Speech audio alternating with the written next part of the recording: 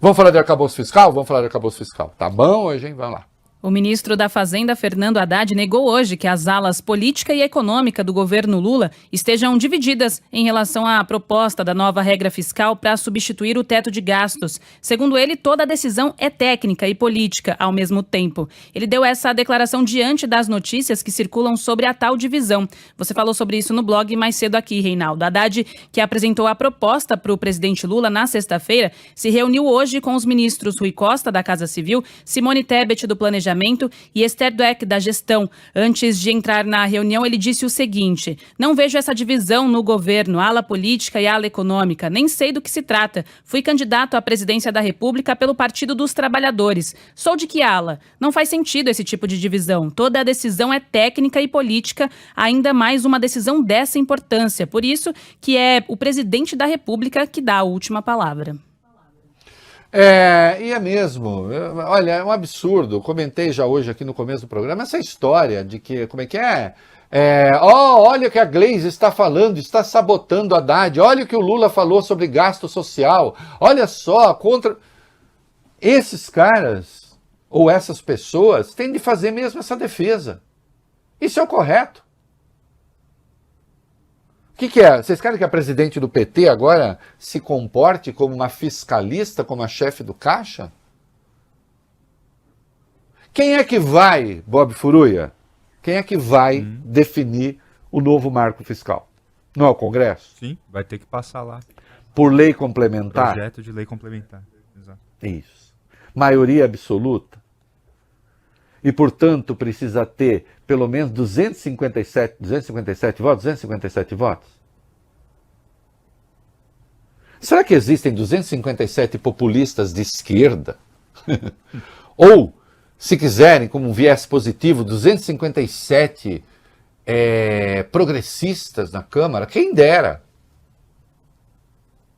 Precisa de 41 senadores. Será que existem 41 senadores preocupados com o povo? Não tem. Infelizmente. E, portanto, se aqueles que são da ala política não fizerem a defesa do social no governo, corre o risco de você ter um marco fiscal reacionário, antipobre.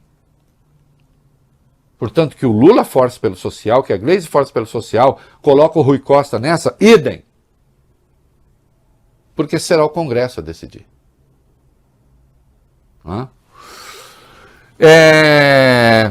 O Alckmin falou, o marco fiscal tem um tripé. O Alckmin sempre gosta de três coisas. Ele dividiu em três coisas. Vai lá.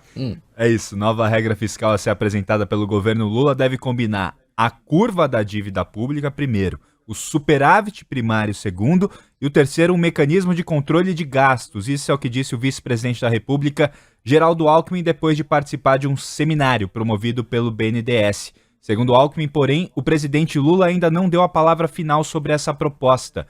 O vice não detalhou o funcionamento do chamado arcabouço fiscal, que vai substituir o teto de gastos, nem os parâmetros, mas avaliou que, no geral, a regra foi, aspas, bem concebida. Ele evitou também citar eventuais ajustes solicitados por Lula. Alckmin disse o seguinte: o presidente ainda não deu a palavra final, mas ela foi bem concebida, uma boa engenharia. Segundo Alckmin, o objetivo da regra é manter a trajetória da dívida pública sob controle e permitir a realização de investimentos públicos.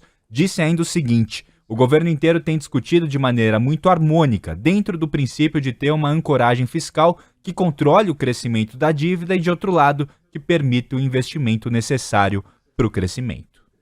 Boa declaração, vamos ver qual vai ser a proposta do governo. E insisto, a proposta do governo, e aqui eu vou dizer um infelizmente, que eu já sei que ela vai piorar. A proposta do governo não será aquela que vai vigorar. A que vai vigorar vai sair lá do Congresso. De um Congresso ultra-reacionário, tendo um número considerável de parlamentares que estarão lá para sabotar qualquer proposta decente. Não é? Então, esses zundinhas que estão por aí, será o marco fiscal, vocês são todos uns zundinhas. Vocês não se deram conta de que é o reacionarismo que ameaça o país. não o populismo de esquerda.